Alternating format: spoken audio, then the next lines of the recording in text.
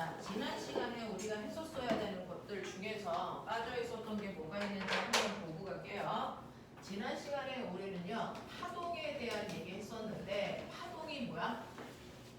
파동이 뭐야? 야, 받아쓰기 하지 말고 말을 해봐. 파동이 뭐야? 진동이요. 한 지점에서 발생한 진동. 진동이 퍼져나가는 현상이야. 그래서 진동이 옆으로 와이파이처럼 그래서 퍼져나가는 현상이 바로 파동이다. 그래서 파동은 한 지점, 파동을 발생시킨 이 지점을 멋진 말로 뭐라 그러니? 그렇죠. 파동의 원인이 되는 장소 파원입니다. 그래서 파원에서 발생한 진동이 퍼져 나가는 현상을 우리는 파동이라고 할 거야 라고 얘기했습니다.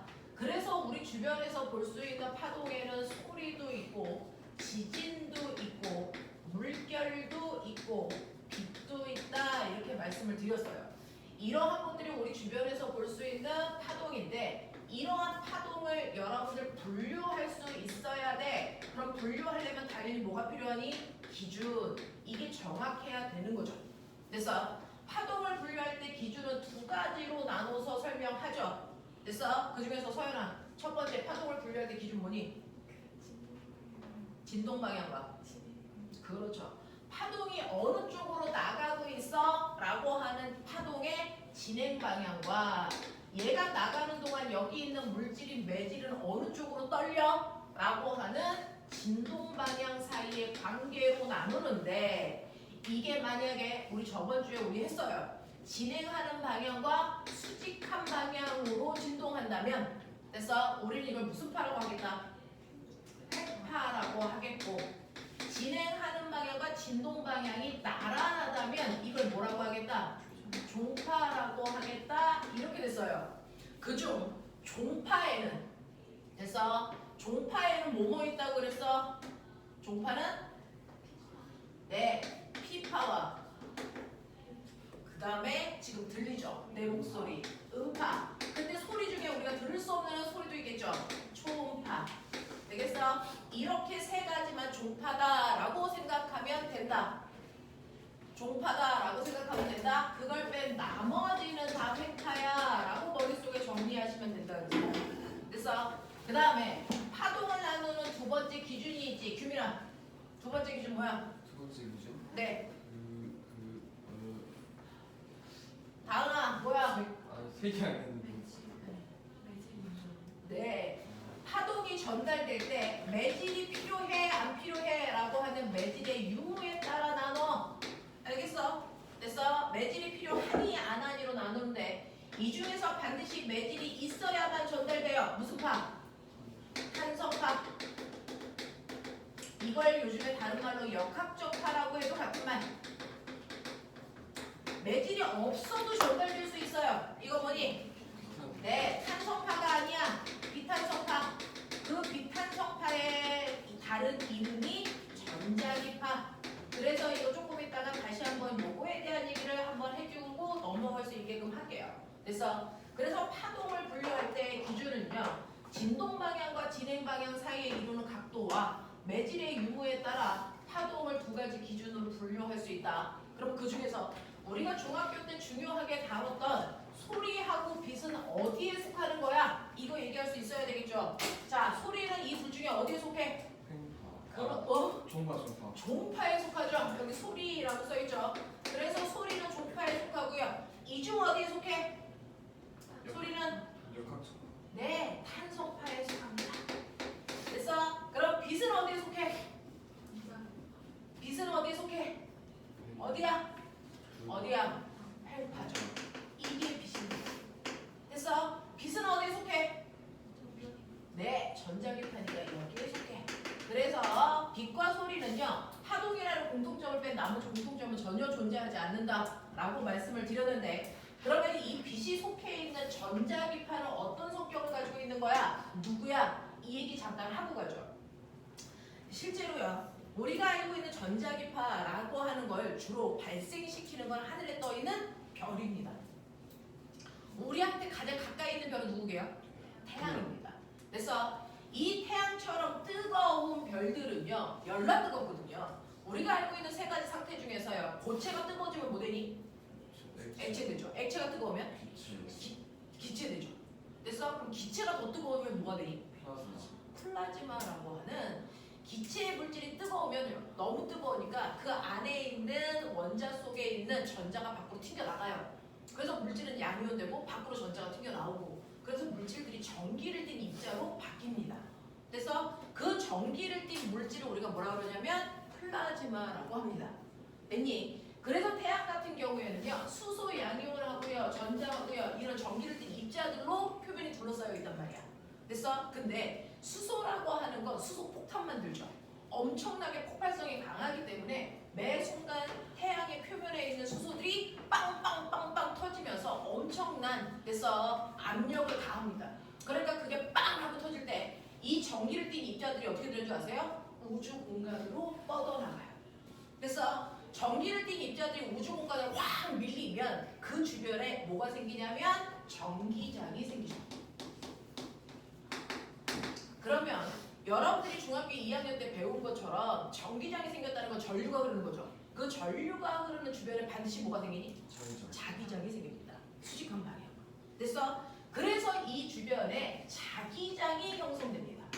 근데 전기장의 세기가 일정한 게 아니고요. 그 입자가 확 밀리면서 이게 세졌다 약해졌다 그러죠. 그러면 그거에 따라 생기는 자기장도 세졌다 약해졌다 자기장의 세기가 뭐합니까? 변합니다. 그러면 우리 배웠습니다. 자기장의 세기가 변하면 그것 때문에 뭐가 생긴다? 유도전류가 흐른다. 그러니까 얘 때문에 유도전류가 주변에 생겨서 흐르겠죠. 그래서 그러면 유도전류가 흐르면서 또 다른 전기장을 만들어. 됐니? 근데 자기장이 세졌다 약해졌다 그러니까 이때 생기는 유도전류도 세졌다 약해졌다 그러죠. 그래서 그러면서 그 주변에 전류가 흐르니까 다시 뭘 만드니? 얘가 또 다른 뭘 만드니? 자기장을 또 만들어. 그 자기장도 세졌다 약해졌다 자기장의 세기가 변하죠. 그러면 이거에 의해서 또 다른 뭐가 만들어지니? 전기장. 그 전기장이 또 다른 뭘 만듭니까? 자기장을 끊임없이 유발해서 나가니까. 그래서 어떤 물질도 필요 없이 서로 유발해서 나가기 때문에 앞으로 뭐하니? 퍼져나가죠. 그래서 이런 식으로요. 전기장과 자기장이 서로를 유발시키면서 파동의 형태로 퍼져나간다. 그래서 얘네들을 우리는 전기장과 자기장이 파동의 형태로 퍼져나간다. 이걸 뭐라 그런다? 전자기파라고 한다. 알겠습니까? 이걸 전자기파라고 표현하는 겁니다. 그 전자기파의 형태로 퍼져나가는 걸 예쁘게 그림으로 그리면 우리가 사는 공간은 3차원이니까요. X축, Y축, Z축까지가 있다고 보시면 돼요. 이때 전기장의 세기가 변하면서 방향도 바뀌는 이런 식으로 전기장이 생겨서 주변으로 퍼져나가는 겁니다. 이게 전기장입니다. 일렉트론이. 이거에 의해서 만들어지는 자기장은요. 전류와 수직한 방향으로 자기장이 형성되니까 수직한 방향으로 자기장이 유발돼서 세기와 방향이 바뀌는 이런 자기장이 생겨서 퍼져 나갑니다. 이게 90도입니다. 되겠어? 그래서 전기장의 세기와 자기장의 세기가 이런 식으로 방향과 세기가 변하면서 퍼져나가는 이러한 전자기파를 만드는데 이때 얘네들이요 퍼져나가는 방향도 다르고 그래서 이러지만 똑같은 게 있다. 전기장이 가장 셀 때 자기장도 가장 세다. 진폭의 크기 같아요. 그래서 이런 식으로 됩니다. 그래서 전기장은 위아래로 흔들리는 방향으로 만약에 퍼져나간다면 자기장은 좌우로 흔들리는 방향으로 막 퍼져나간다고요. 그래서 이런 식으로 되는 형태로 나간다라고 하는 겁니다. 이걸 우리가 통칭해서 전자기파다라고 얘기하는 거예요. 여러분들 지금 와이파이에서 이런 파동이 막 나가고 있어요. 그래서 이렇게 된다고요. 자, 그러면 이러한 전기장과 자기장에서 여러분들이 알고 있는 파동의 에너지, 파동은 원래 파동 에너지를 줄인 거거든요. 파동도 에너지입니다. 그럼 그 에너지의 크기요 일정할까? 그렇지 않습니다. 진폭이 큰 쪽은 에너지도 크고요. 진폭이 작은 쪽은 에너지도 작습니다. 그래서 다양한 형태의 에너지가 나가는데 파동 에너지는요. A제곱, F제곱. A가 뭐야? 뒤져. A가 뭐야? 진폭. F가 뭐야? 진동수. 이게 바로 파동의 에너지의 크기를 결정하고요. 아인슈타인은 파동의 에너지의 크기를요 HF로 계산해도 돼! 라고 하는 걸 알아낸 사람이거든요. H는 플랑크 상수니까 의미 없고요. F는 뭐야? 진동수예요. 그래서 이런 식으로요. 파동 에너지는요 진폭과 진동수에 의해서 결정된다라는 겁니다. 근데 이렇게 별들한테서 나오는 전자기파라고 하는 그 파동의 에너지는요 동시에 에너지가 열나 작은 애도 나오고 중간 사이즈의 에너지도 나오고 열나 큰 에너지도 동시 다발적으로 여러 형태의 에너지들이 한꺼번에 밀려 나옵니다.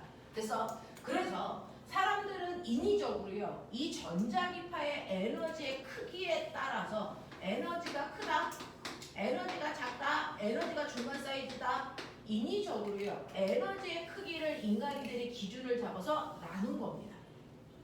그래서 그 중에서 전자기파의 형태로 나가는 에너지들 중에서 열나 큰 에너지를 가지고 있는 아이들을 통칭해서 얘를 방사선이라고 불러요. 그리고 중간 사이즈의 에너지를 가지고 있는 애들을 통칭해서 빛이라고 부른 겁니다.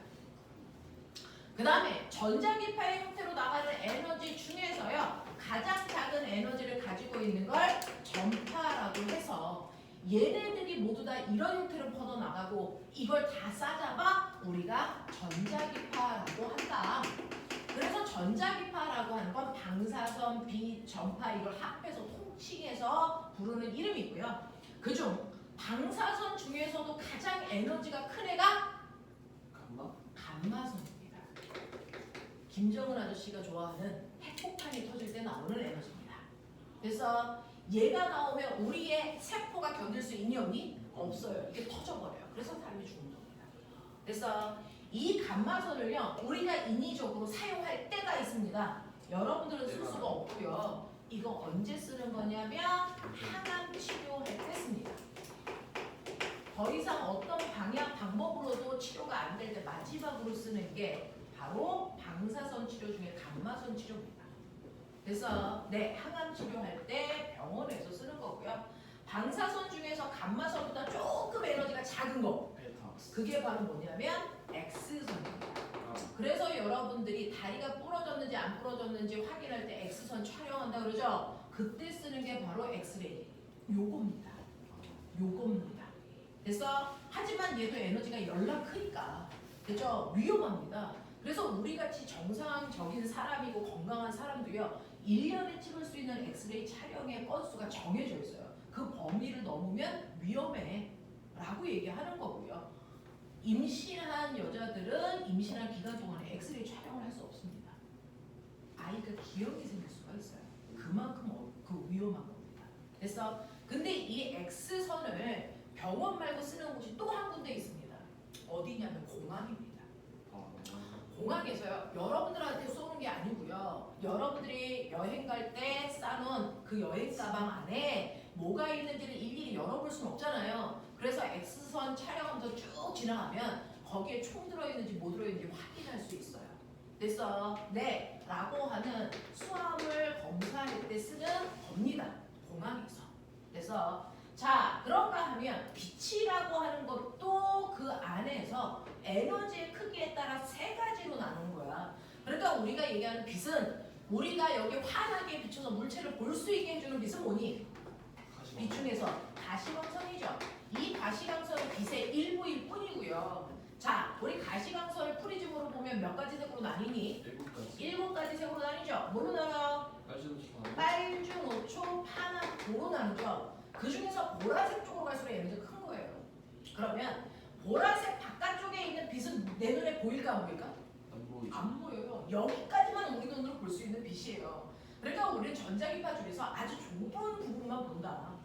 그래서 그러면 보라색보다 바깥쪽에 있는 빛은 우리 눈에 보이지 않거든요. 자, 그 보라색 바깥쪽에 있는 보라색보다 에너지가 더 큰 빛을 보라색을 한문으로 뭐라 그러게요? 보라색 잡자입니다. 보라색 바깥쪽에 있는 광선이니까 이거 뭐랍니까? 바깥 몇자. 그래서 이거 뭐라 그래요? 자외선. 이렇게 부르는 겁니다. 그래서 이 자외선은 어디서 써요? 이마트에서 쓰죠. 이마트에 식당 칸에 가면요. 식당 칸에 가면 컵이 자외선 살균 소독기 안에 들어가 있습니다. 맞죠? 그래서 얘는요 살균하는 역할을 하는데 이 자외선이 더 세지면 살균이 무슨 말이야? 세균을 죽이는 거죠. 그거는 희석시켜서 살균만 하는 거예요. 희석시키지 않고 엄청나게 센 자외선이 나오면 살인작용합니다. 지구는요 자외선이 태양에서 엄청난 양의 자외선이 지구를 향해 오는데 그걸 차단해주고 있어요. 누가요? 여기 오존층이요. 그래서 대기권에 있는 오존층에서 그걸 차단하기 때문에 우리는 지구에 살 수 있는 거죠. 만약에 오존층이 없어지면 육사합니다. 근데 지금 오존층이 파괴돼서 구멍이 뚫리고 있는 거죠. 그래서 우리가 인위적으로 자외선을 차단하기 위해서 뭘 발라요? 선크림 발라요. 알겠습니까? 이렇게 되는 겁니다. 이렇게 되는 겁니다. 됐죠? 자, 그런가 하면 여러분들 가시광선 중에서도 에너지가 작은 게 빨간색이죠. 그럼 빨간색보다 바깥쪽에 있는 건 내 눈에 볼 수 없지만 존재하는 파동입니다. 그래서 이건 뭐라 합니까? 붉은 적자, 바깥 외자 써서 뭐라 합니까? 적외선이라고 합니다. 이 적외선은 뭐 할 때 쓰는 줄 아세요? 여러분들 집에서 쓰는 리모컨에서 나옵니다. 리모컨이 적외선 통신하는 겁니다. 그래서 리모컨에서 나가는 게 적외선 통신인데요. 리모컨 이렇게 누르면 거기에서 빛이 쫑쫑쫑쫑 하고 누르고 있는 게 티가 나죠. 그건 적외선이 아닙니다. 적외선은 눈에 보이지 않아요. 자외선도 눈에 보이지 않습니다. 근데 사람들이 눌러도요. 지금 여기 나가고 있는지 안 나가고 있는지 확인이 안 되니까 계속 자기 눈에다 대고 쏘죠. 그럼 위험하거든요. 그래서 사람들이 눈에다 대고 쏘지 말라고 나가고 있다는 걸 확인해 주려고 거기에다가 빨간색 가시광선이 같이 나가게 해주는 것뿐이야. 적외선은 눈에 보이는 게 아니에요. 알겠습니까? 네. 그래서 착각 안 하셔도 됩니다. 자외선도 적외선도 절대 눈에 보이지 않습니다. 여러분들 지금 몸에서 적외선이 나가는데 보입니까? 안 보이죠. 눈에 몸에서 지금 적외선 나가고 있어. 적외선은 무슨 작용합니까? 열작용합니다. 그래서 해가 뜨면 너무 더워요 라고 하는 게 태양으로부터 뭐가 오기 때문이야? 적외선이 오기 때문이거든요. 그래서 근데 우리 그거 눈에 보이지 않고요. 여러분들 몸에서도 36.5도만큼의 적외선이 나가고 있어요. 이거 안 보이잖아요. 그래서 적외선은 눈에 보이는 게 아니에요. 자, 그 다음에 전파라고 하는 애 중에서요. 인간들이 인위적으로 만들어서 우리 이거 쓰고 있거든요. 그 중에서 전자레인지에서 나가는 전파가 있습니다. 네, 전자레인지에서 쓰는 게 바로 마이크로웨이브라고 하는 음식 데울 때 쓰는 전파입니다. 그래서 그 다음이요. 여러분 핸드폰 통신할 때 쓰는 거 핸드폰 주파수도. 그래서 그것도 전파이고요. TV 통신 주파수, 라디오 통신 주파수도 다 이게 바로 전파입니다. 그래서 얘네들은 주로 통신할 때 쓰기 때문에 우리가 통칭해서 전파라고 부르는 거다. 알겠냐? 이런 식으로 됩니다.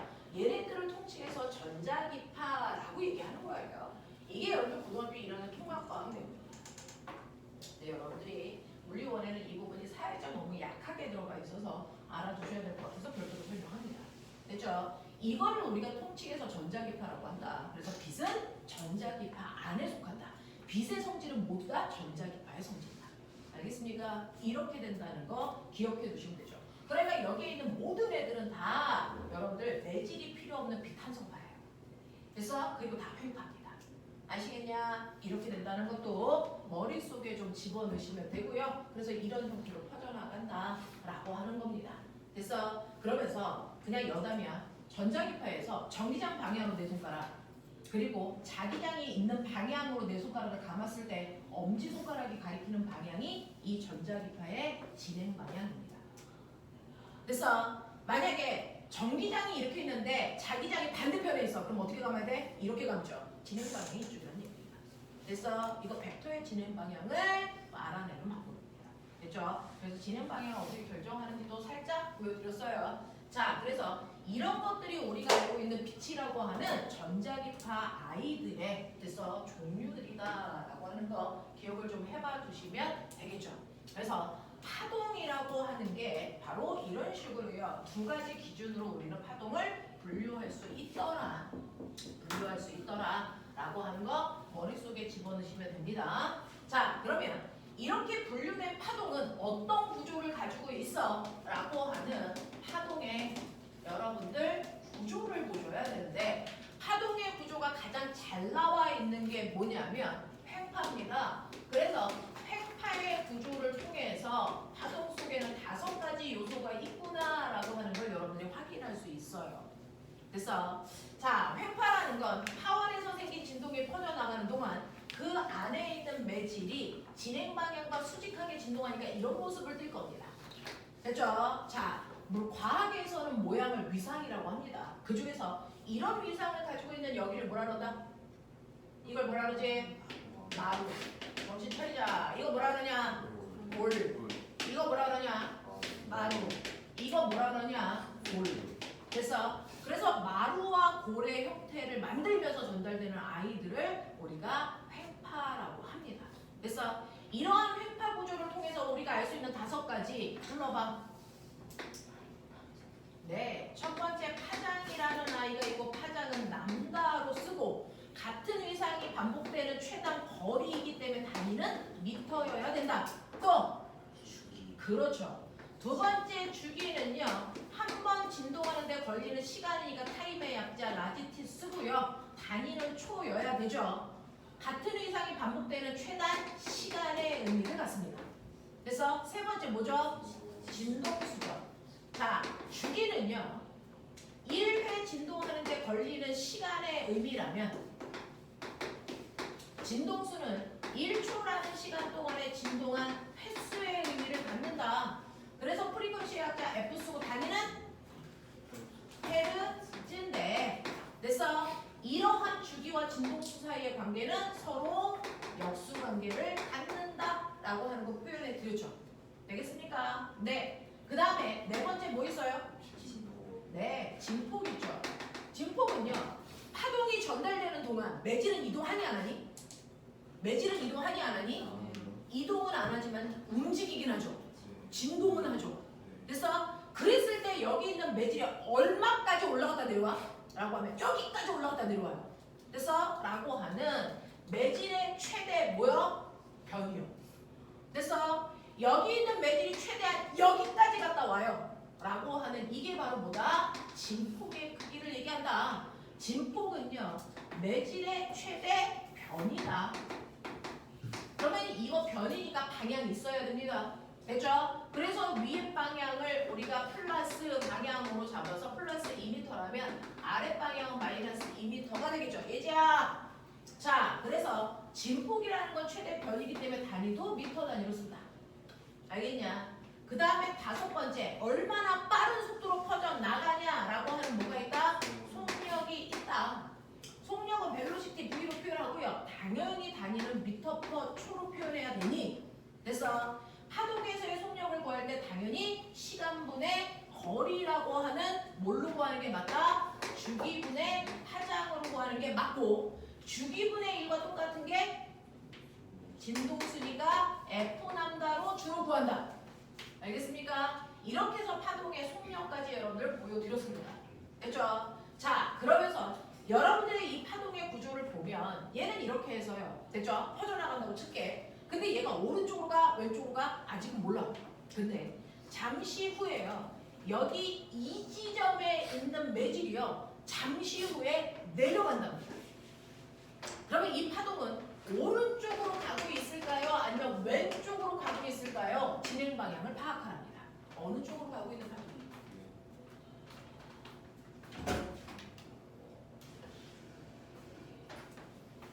해결했어. 오른쪽으로 가고 있어요? 왼쪽으로 가고 있어요? 왼쪽? 네, 왼쪽으로. 왜? 얘가 왼쪽으로 간다는 건 얘가 이렇게 해서 이렇게 가고 있다는 거죠.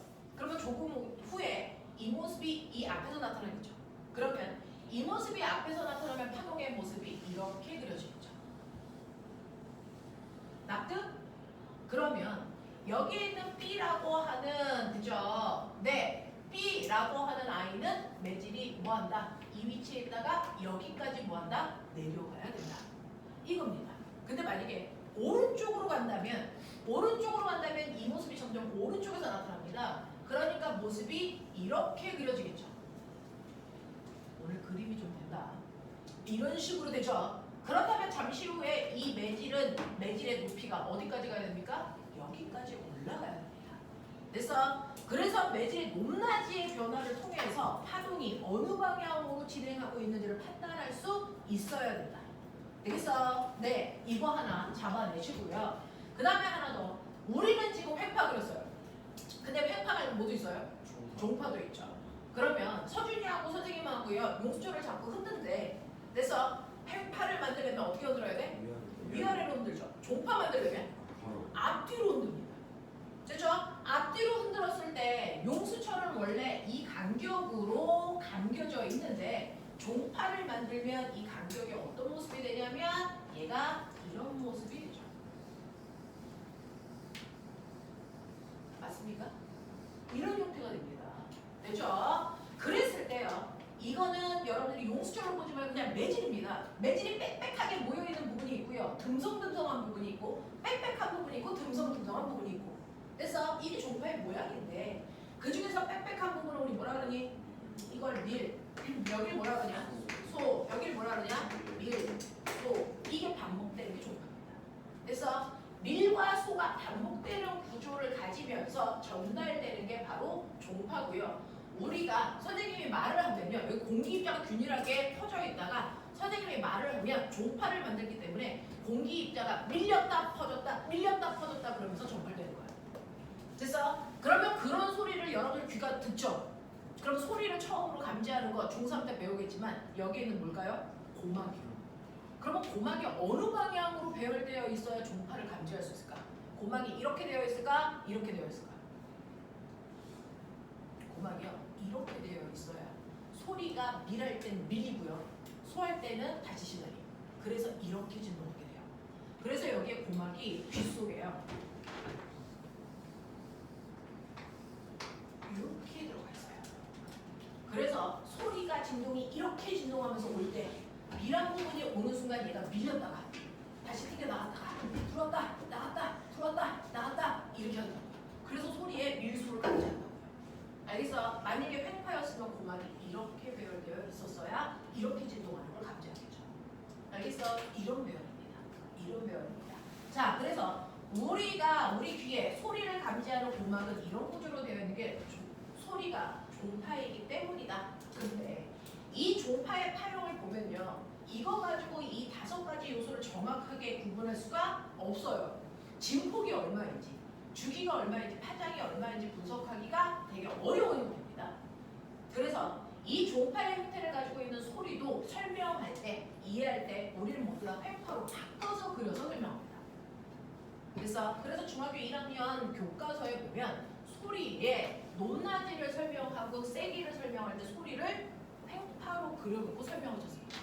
그래서 교과서의 소리는 다 횡파의 형태로 되어 있다. 횡파의 구조로 바꿔놓고 설명한다. 그럼 그 중에서 밀의 위치, 소의 위치를 그래서 어디로 놓고 그렸을까? 아무렇게나 그리진 않습니다. 이거 변환할 때요. 정확하게 어디가 밀이어야 돼, 어디가 소여야 돼, 이거 정해놓고 가거든요. 그러면 이 중에서요. 어디가 밀이고 어디가 소일까? 밀인 거 찾아보세요. 밀을 표현할 때 어디가 밀일 것 같습니까? 당연히 마루가 밀일 것 같은 느낌이 들잖아요. 근데 아닙니다. 여기가 밀이고 여기가 소입니다. 신기하죠?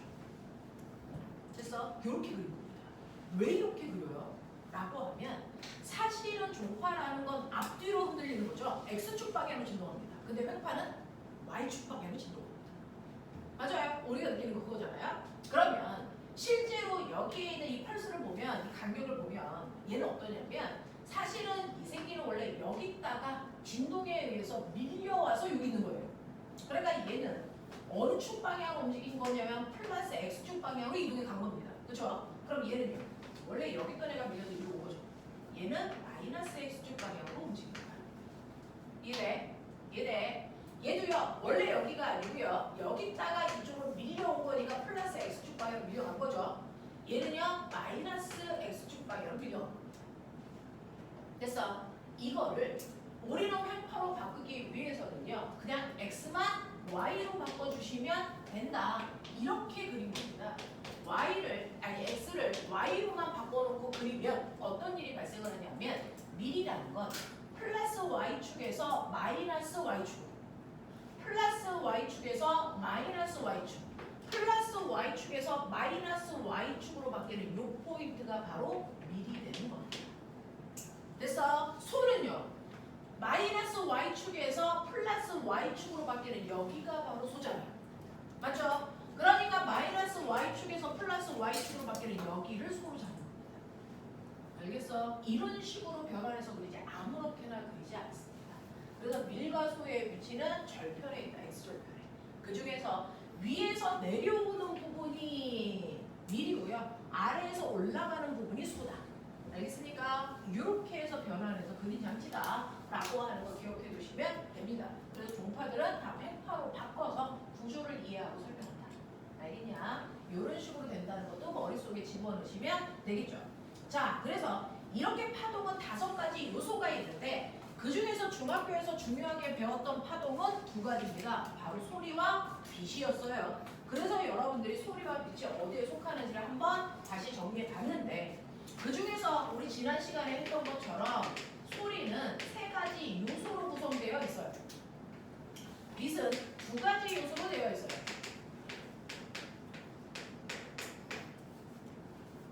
자, 소리의 3요소 배운 적 있어. 이게 소리는 3가지 요소로 되어 있습니다. 소리의 세기라고 하는 크기가 있고요. 그 다음 높낮이라고 하는 게 있고요. 또요.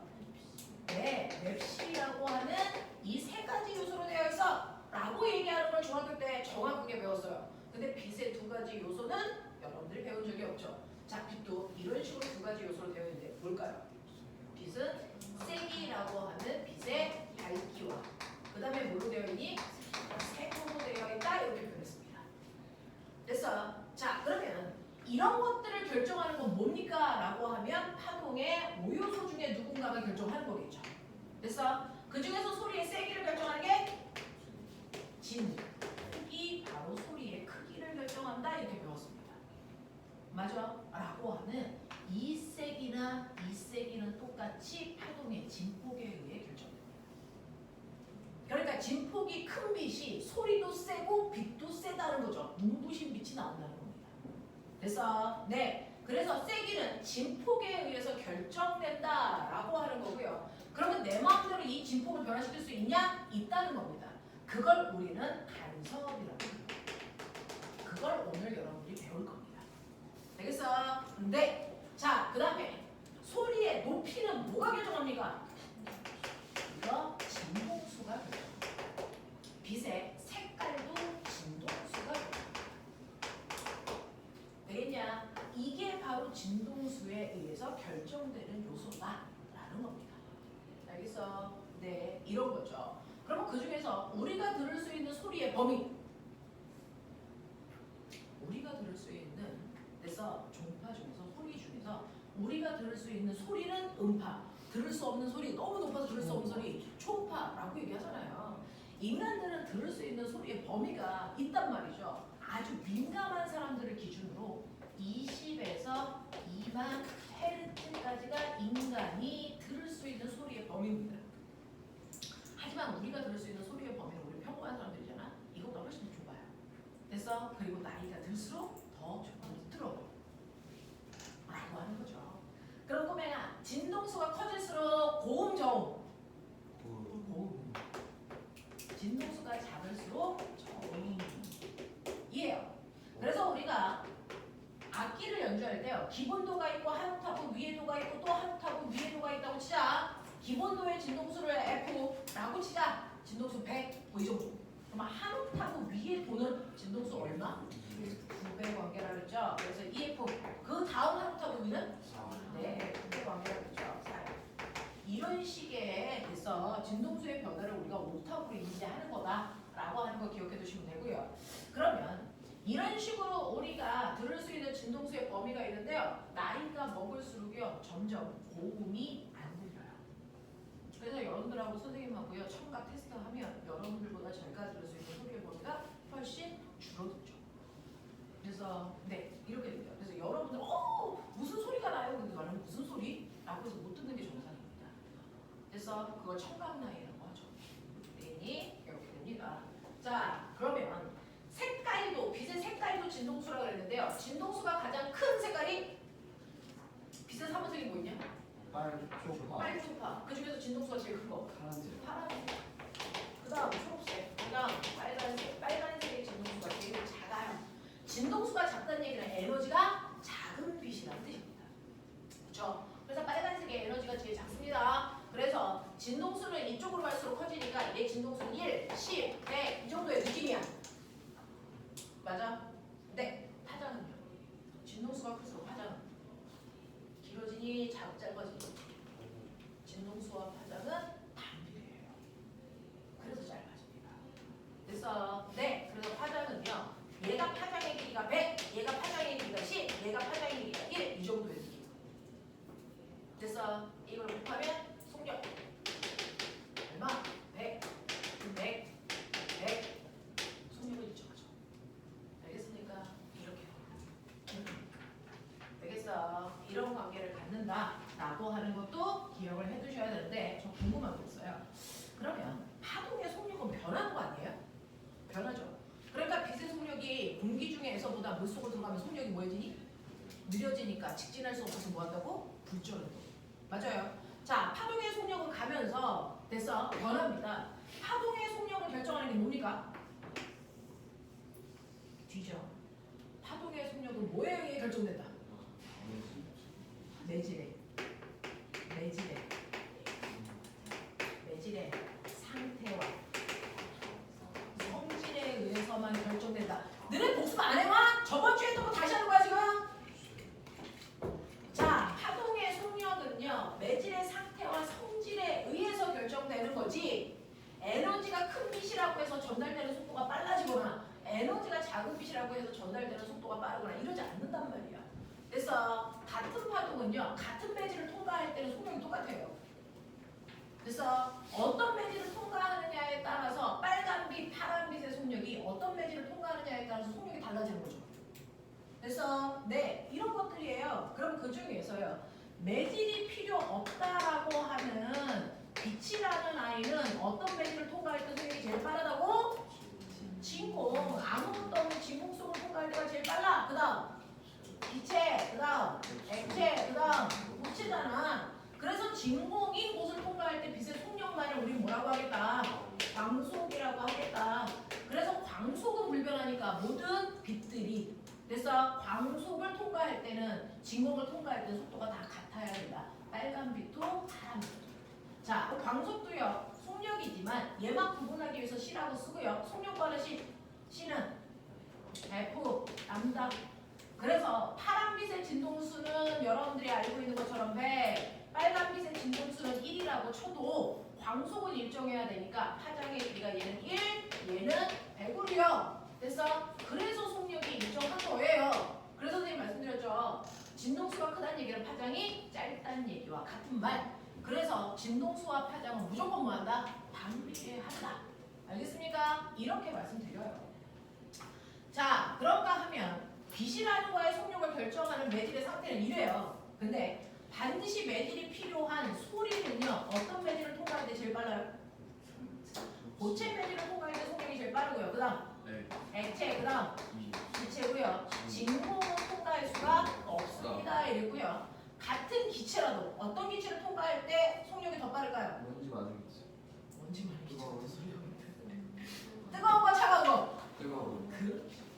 그래서 고온의 기체를 통과할 때의 속력이 저온의 기체를 통과할 때 속력보다 훨씬 뭐하다? 빠르다라는 겁니다. 그래서 같은 공기를 통과하더라도 공기의 온도에 따라서 전달되는 속력이 다른데 V는 불러 331 더하기 0.6T가요. 공기 중에서 소리의 속력을 결정하는 방정식입니다. 그래서 여기에서요. 이거 V는 속력이고요. 자, 이 T가 뭐냐면 기온입니다. 그 중에서 지구의 평균 기온을 뭐라고 합니까? 상온. 상온의 온도의 범위 15도에서 25도입니다. 그 중에서 15도를 이 T에다가 대입해서 계산해 보십시오.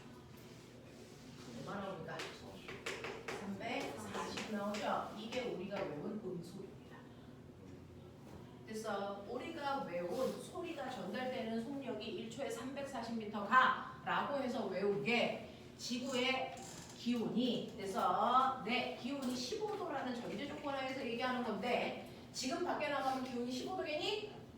30도겠죠. 그러면 지금은 소리의 속력이 훨씬 더 뭐해졌다? 빨라졌다. 그래서 알겠냐? 이런 식으로 된다라는 거 기억해 두시면 되고요.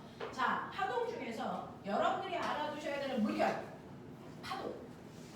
물결은요, 어디를 지나갈 때 속력이 제일 빨라? 물밖에 못 지나가. 네.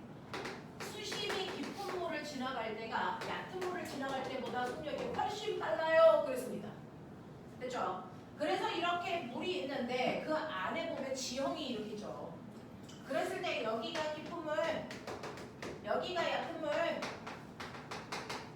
그래서 깊은 물에서는 속력이 빠르고요. 얕은 물에서는 속력이 느려야 되는데 속력은 F 난다잖아요.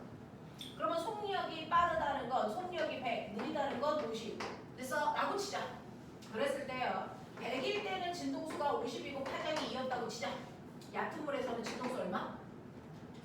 진동수 얼마? 그대로 50입니다. 진동수는 변하지 안 변하니? 안 변합니다. 진동수는 변하지 않고 일정한 값을 갖기 때문에 파동의 속력이 바뀐다는 건 파장의 길이가 변한다는 뜻입니다. 알아들어? 그러니 한 번 진동할 때 깊은 물에서는요 파장의 길이가 길게 성큼성큼 나간다면 얕은 물은 아장아장 나가서 마루와 마루 사이의 간격이 짧은 거고요. 깊은 물은 마루와 마루 사이의 간격이 넓다. 그래서 마루끼리 연결한 이 선을 우리가 파동의 얼굴을 그래서 뭐라 그러는데요? 하면이라고 하는데 하면 사이의 간격을 보면 어디가 속력이 빠른지 어디가 속력이 느린지도 확인할 수 있고요. 이게 파도라면 깊은 쪽과 얕은 쪽도 구별할 수 있다. 알겠습니까? 이렇게 된다는 것도 여러분들 말씀을 다 드린 걸로 알고 있는데 이 썩어놓은 새끼들이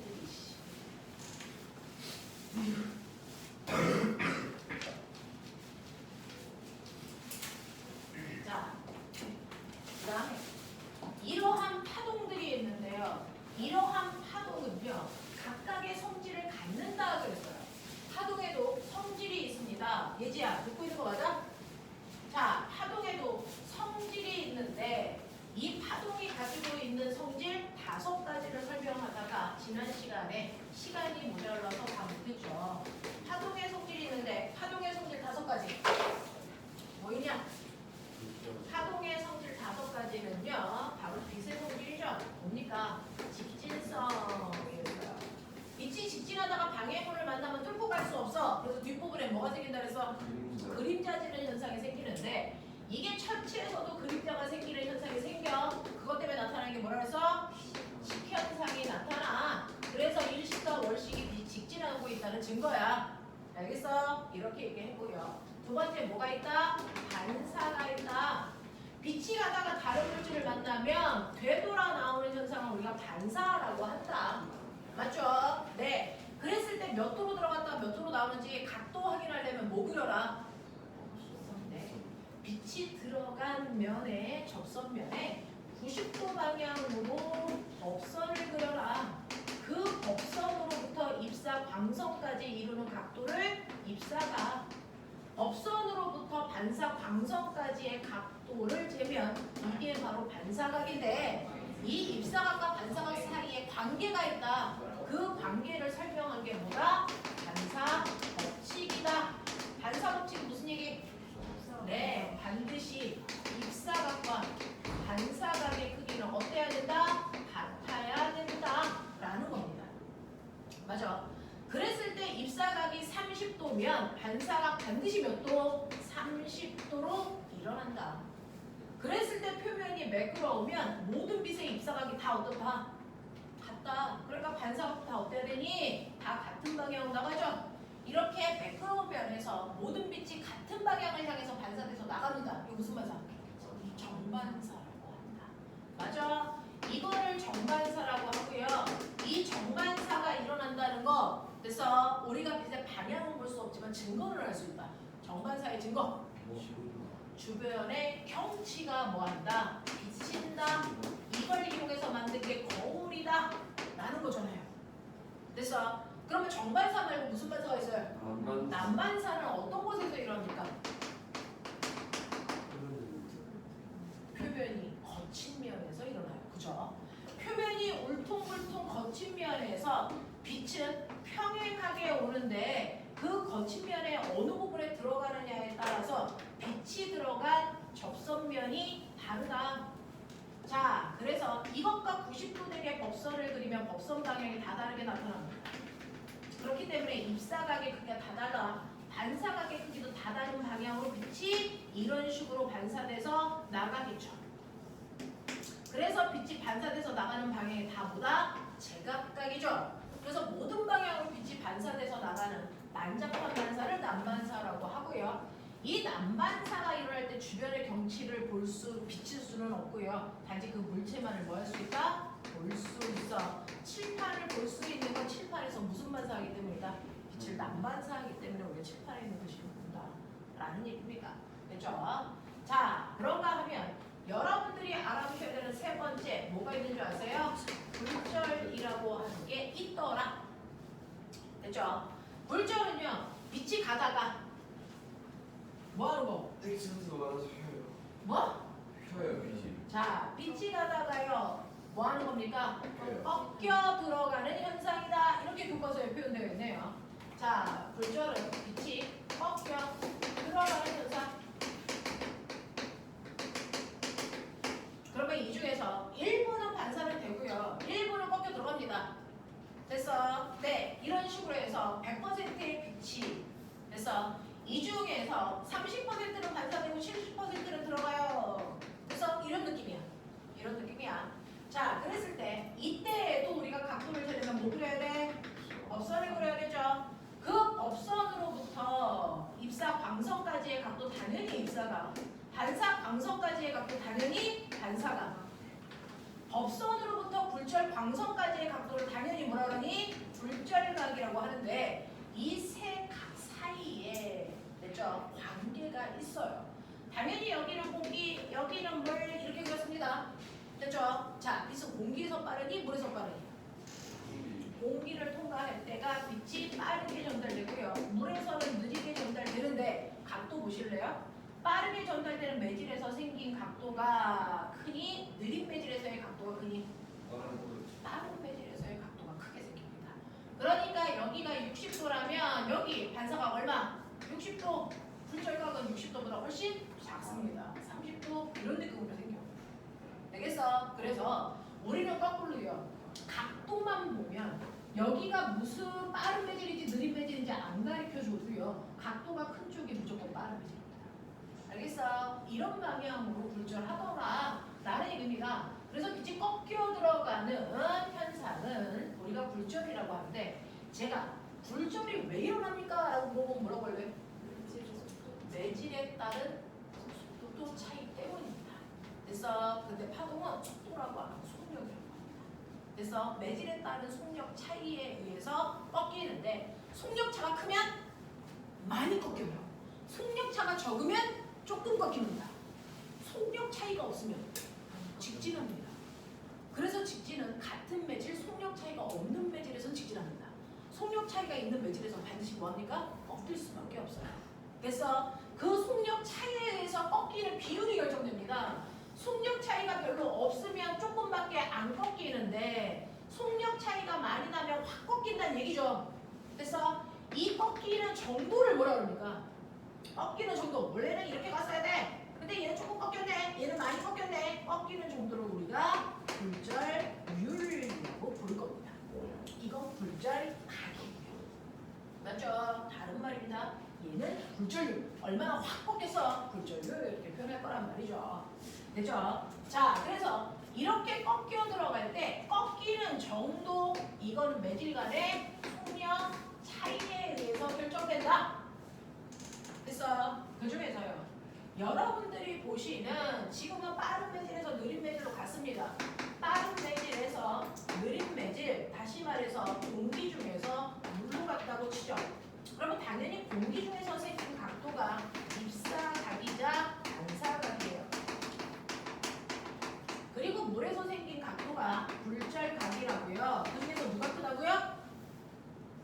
누가 크다고요? 반드시 빠른 매질 쪽에 있는 각도가 크다고요. 그래서 입사각이 60도면 반사각도 60도이고요. 굴절각은 이거보다 작아서 30이라고 친다. 그래서 그러면 내가 이 상태에서 입사각을 조금이라도 크게 한다고 치자. 그래서 이거를 70도로 만들면 반사각 얼마 되겠니? 70이 되겠죠. 왜? 반사각도 성립해야 되니까. 맞냐? 그러면 이때 입사각을 크게 하면 굴절각 어떻게 되니? 같이 커집니다. 예외 없습니다. 그래서 30도보다 더 커져서 35도라고 치자. 이런 관계를 갖죠. 그래서 커져도 빠른 매질 쪽에 생긴 각도는 무조건 항상 커야 된다. 알겠습니까? 이런 관계예요. 이런 관계예요. 되겠니? 근데 이걸 제가 거꾸로 쏘면 스넬의 창이 만들어지는 거죠. 맞죠? 네. 자, 거꾸로 쏘면 여러분들이 알고 있는 것처럼 물에서 공기 중으로 거꾸로 쏠 수도 있더라. 하지만 어느 쪽에서 생긴 각도가 커야 된다. 공기 중이 빠른 매질이니까 이쪽에서 생긴 각도가 무조건 항상 커야 된다. 그러니까 직진한 것보다 각도가 더 커야 되니까 더 아래쪽으로 눌려서 빛이 이렇게 가더라. 맞아. 네. 그래서 일부는 반사되고요. 일부는 굴절해서 이렇게 갑니다. 납득하냐? 하겠냐? 졸면 안 된다. 그랬을 때 요 각도를 30도로 보고 요 각도가 얼마겠니? 30도. 얘는 이거보다 열나 커서 이거 70도 뭐 이런 느낌이야. 됐어? 그래서 느린 매질에서 빠른 매질로 갈 때요. 다시 말해서 물에서 공기 중으로 올 때 물속에서 생긴 각이 입사각과 반사각이고요. 공기 중에서 생긴 각도가 굴절각인데 이때는 누가 더 크다? 굴절각이 훨씬 크죠. 그렇죠? 그래서 얘가 30도면 얘도 30도인데 얘는 80도야. 뭐 이런 느낌이야. 그러면 여기서 입사각을 크게 하면 굴절각 어떻게 되니? 같이 커져요. 됐어? 그래서 내가 입사각을 조금 크게 했더니 특이한 일이 발생한다. 굴절각면도 90도가 되는 일도 발생할 수 있다. 이 경우에. 됐어? 그래서 입사각은 40도, 반사각 40도, 근데 굴절각이 얘면 커서 90도 됐어요. 그래서 라고 하는 특이한 현상이 생겼을 때 가연아, 이때 입사각 우리 뭐라고 부른다? 네, 이걸 우리가 임계각이라고 불러요. 라고 얘기했어요.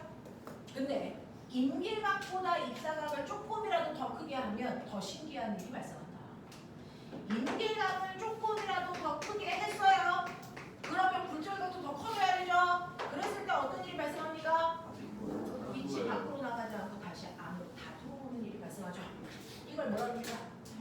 네, 전부 다 반사된 것처럼 보여요. 이때부터 무슨 반사가 일어난다? 전반사가 일어난다. 임계각일 때는 전반사가 일어나는 게 아니고요. 임계각보다 커지는 순간부터 전반사가 일어나죠. 그러면 이때 굴절각 몇 도일까요? 아니, 굴절각 몇 도일까요? 40도보다 41도보다 커야 되겠죠? 맞아요? 아니에요. 41도. 실제로요. 얘가 커지면 1부는 반사돼서 이렇게 들어오죠. 그럼 굴절각이 이보다 더 크니까 이렇게 들어오죠. 그럼 같은 매질에 두 개의 빛이 생길 수 있냐? 이게 없어요. 이 굴절광선이 들어오는 순간 이 새끼가요 반사광선에 붙어버려요. 반사광선에 붙어버려요. 그래서 한 가닥의 빛으로 합쳐져요. 그래서 전부 다 뭐만 일어나? 반사만 일어나. 그래서 전반사야. 그럼 에너지 배를 썼어? 여기 몇 퍼센트 뭐야? 5%. 에너지 조치 전혀 없어. 이렇게 된 거야. 이게 전반사야. 그래서 전반사가 일어날 때는요 굴절광선이 따로 생기겠습니다. 반사광선이 붙어버립니다. 그래서 전부 다 반사된다. 그래서 전반사예요. 신기하죠? 이 전반사를 이용한 게 뭐라고? 스넬의 창 나타나는 현상이고 전반사를 이용해서 만든 도구가 있다. 광선. 우리나라가요. 전 국토에 광선유로 그래서 통신선을 다 매립해서 깔아버렸어요. 그래서 인터넷 속도가 전 세계 1위입니다. 광선유가 뭐냐면 우리는요 그동안 전화선, 인터넷선 다른 나라들 다 광섬유가 아니고 전선수입니다. 그래서 그냥 전선을 사용하면 전선 속에 뭐 들어있어? 불이. 그래서 전선이니까 전기 신호로 통신을 쏴요. 전기 신호로 통신을 쏘면 그 중에서 일부는 반사되고요. 일부는 굴절해서 밖으로 나가요. 그러니까 100%의 에너지를 쏴도 밖으로 나가는 손실 에너지가 있어 안으로 들어온 건 에너지의 크기가 줄어듭니다. 근데 이런 식으로 반복해서 나갈 때 반복해서 굴절되는 얘기가 반드시 발생할 수밖에 없어요. 그러니까 내가 그래서 이 정보를 듣거나 눈에 볼 때 에너지가 열나 작은 상태로 나오는 겁니다. 그러니까 소리에 그래서 소리도 되게 작아지고요. 화질도 떨어지고요. 그래서 이런 상태로 전달돼요. 그래서 이런 식으로 전달되는 것뿐만 아니라 밖으로 빠져나가는 요거를 잡으면 저 사람이 무슨 얘기를 하고 있는지 도청이 돼요. 그래서 도감청이 다 가능한 상태예요. 이게 그동안의 전선이야. 됐어. 근데 우리나라는 광섬유를 깔았어요. 광섬유는요. 안에 있는 물질하고요. 밖을 둘러싸고 있는 물질이 빛에 전달되는 속도가 다른 매질 두 가지로 만듭니다. 이런 식으로. 다른 매질 두 가지로 만드는데 이 중 안에 있는 물질을 우리가 뭐라 그러냐면 코어라고 부르고요. 밖에 있는 물질을 뭐라 그러냐면 클레딩이라고 불러요. 옛날에는 이걸 한국말로 속에 있다, 속률이 밖에 있다, 전율이 이렇게 한국말로 부를 때도 있었어요. 그래서 근데 얘는 광섬유입니다. 뭘 쏠까요? 빛을 쏩니다. 빛을 쏩니다. 전기가 아니고요. 속력 열나가 낮이죠. 그래서 빛 신호를 쏩니다. 쏠 때요. 어떻게 하는 거냐면 전반사를 이용하기 위해서 코어는 속력이 느린 매질로 만들어진 거예요. 클레딩은 열나 속력이 빠른 매질로 만들어진 겁니다. 그래서 뭐가 일어나게 한 거야? 전반사가 일어나게끔 만들어 놓은 거거든요. 그러니까 쏠 때 이 입사각은 반드시 뭐보다 커야 되겠니? 임계각보다 각도가 더 큰 각도로 쏩니다. 그렇죠? 더 큰 각도로 쏴서 무슨 반사만 일어나게? 전반사만 일어나게끔 쏘는 겁니다. 그럼 밖으로 빠져나가는 게 있다 없다? 없다. 그럼 100% 에너지를 쏘면 나한테 도착하는 게 얼마다? 100%다. 화질 설명하고요. 또 전기로 쏜 게 아니고 빛으로 쏘기 때문에 전달되는 속도 열나 빨라진 겁니다. 그래서 이렇게 되니까 도감청이 되겠니 안 되겠니? 도청이 안 돼요. 도감청 다 안 됩니다. 그래서 도청도 감청도 안 돼요. 도청이나 감청이나 다 듣는다는 얘기인데요. 그래서 감시하기 위한 거냐, 나쁜 짓 하기 위한 거냐, 그냥 그 뜻이야. 그래서 다 나쁜 거예요. 도청, 감청 다 안 됩니다. 그래서 이렇게 됩니다. 그래서 그런 것들이 불가능해졌기 때문에 요즘은 해킹을 하죠. 옛날에는 전봇대에 사람들이 달라붙어서 도청했습니다. 요즘은 전봇대에 붙어있는 새끼들은 병신 새끼들이죠. 요즘은 해킹을 합니다. 도청 자체가 불가능해요. 이런 구조고 전달되는 속도 연락가 납니다. 이게 바로 전반사를 이용하기 때문이고, 전반사를 이용하기 위해서는 호구는 반드시 무슨 매질? 느린 매질. 클레딩은 반드시 무슨 매질? 빠른 매질이어야 된다 라는 얘기입니다. 알겠어? 이런 식으로 만들어야 되고, 이때 반드시 코어에서 빛을 쏠 때는요, 임계각보다 각도를 반드시 크게 쏴야만 전반사가 일어납니다. 알겠어? 이런 식으로 만든 게 바로 광섬유 광통신이다 라고 하는 거죠. 내가 베스 뭐 이런 거. 자, 이런 식으로 해서 불철이라는 게 일어나는데, 그러면 아까 선생님이 얘기한 것처럼 꺾이는 데요. 속력 차이에서 꺾이는 정도가 다르다 그랬죠. 그 꺾이는 정도를 멋진 말로 뭐라 그러니? 굴절율이라고 해서 N이라고 쓴다 그랬죠. 맞아요. 이때 굴절율은 두 가지가 있다 그래서 얘기해. 굴절율 두 가지. 절대 굴절율과 상대 굴절율이 있어요. 라고 하는 굴절율은 두 가지가 있어요. 절대 굴절율과 상대 굴절율이 있다. 자, 절대 굴절율도요. N 공기 이렇게 쓰면 공기의 절대 굴절율 이렇게 읽으시는 거예요. M을 이렇게 쓰면 물의 절대 굴절률 이렇게 있는 거라고요. 되겠어? 자, 상대 굴절률은요. N 공기물 이렇게 쓰면 그래서 공기에서 물로 갈 때 상대 굴절률 이런 뜻이야. 그래서 N 물 공기 이거 무슨 뜻이게? 물에서 공기로 갈 때 상대 굴절 이런 뜻이야. 그래서 이런 식으로 쓴단 말이야. 그러면 굴절은 다른 매질로 갈 때 꺾이는 거잖아. 공기의 절대 굴절률은 이건 뭐야? 진공에서 공기로 갈 때 그래서 내 꺾이는 각도를 설명한 게 공기의 절대 굴절률이에요. 자, 물의 절대 굴절률도요. 진공에서 물로 갈 때 꺾이는 정도를 물의 절대 굴절률이라고 합니다. 그러니까 절대 굴절률은 진공에서의 광속과 비교했을 때 너 속력 얼마나 느려진 거야? 광속에 비해서? 이렇게 얘기한 거야. 됐어? 근데 요즘은 진공이랑 비교하지 않고 그냥 뭐니? 공기 중이랑 비교해. 요즘. 그러면 공기에서 공기가 갈 때 꺾이냐 안 꺾이냐? 안 꺾이죠. 그래서 공기의 절대 굴절률 그냥 이렇게 쓰는 거야. 알겠어? 요즘은 공기랑 비교해. 공기랑 비교해. 되겠어? 네, 이렇게 되더라. 이렇게 되더라.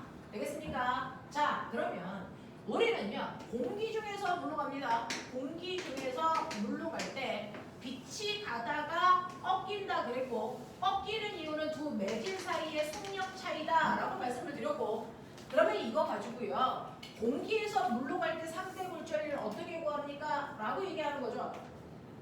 그래서 공기 중에서 물로 갈 때 상대 굴절률은요, 두 매질 사이의 속력의 비율로 나타납니다.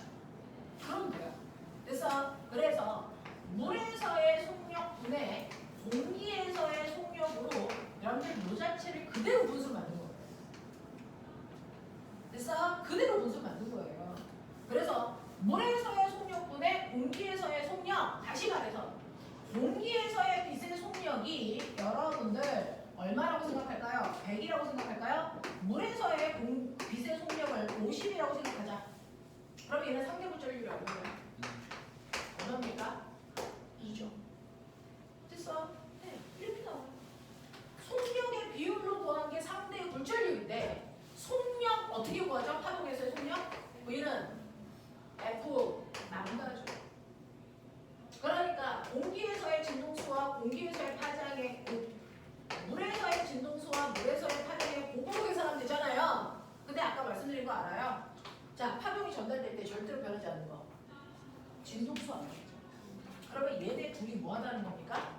같다라는 뜻이에요. 그러면 약분이 되겠죠. 그러니까 속력의 비율은 곧 무슨 비율이다? 각각의 매질에서의 파장의 비율로 계산합니다. 이 뜻입니다. 이해돼요? 자, 또요. 아까 선생님이 말씀드릴게요. 속력의 비율만큼 나타내는 게 뭐라 그랬냐면 이 각도라 그랬어요.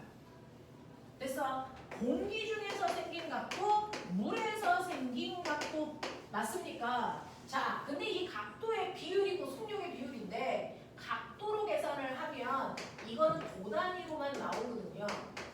그래서 이걸 값으로 바꾸기 위해서 앞에 사인 치환합니다. 그러면 똑같은 값이 나와요. 되겠어? 이렇게 표현한다. 자, 그런가 하면 네네. 보세요. 보세요.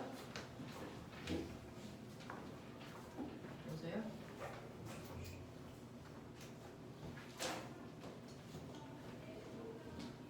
뭐야?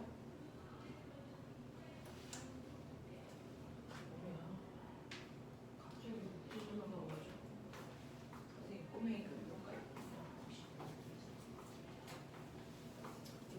국제 전화 받는 것만으로도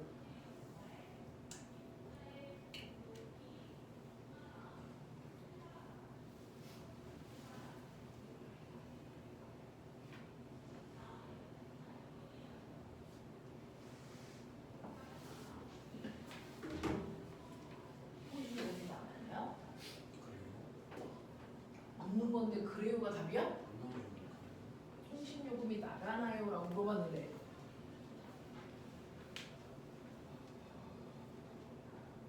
근데 전화를 받았더니 중국 애들이 막 엄청 중요하대.